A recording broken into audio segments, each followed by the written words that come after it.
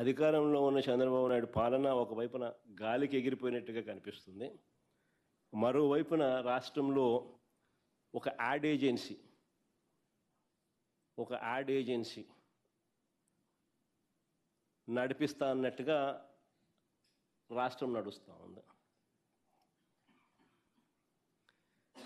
మాటలు చూస్తే ఏమో కోటలు దాటుతూ ఉన్నాయి, పర్ఫార్మెన్స్ చూస్తే ఏమో వీక్. వేరే వాళ్ళకు దక్కాల్సిన క్రెడిట్ను తానే చోరీ చేయడంలో మాత్రం చంద్రబాబు పీక్. పర్ఫార్మెన్స్ ఏమో వీక్, వేరే వాళ్ళకు దక్కాల్సిన క్రెడిట్ తానే చోరీ చేయడంలో మాత్రం చంద్రబాబు పీక్. రాష్ట్రం ఇవాళ ఒక యాడ్ ఏజెన్సీ మాదిరిగా నడుస్తూ ఉంది.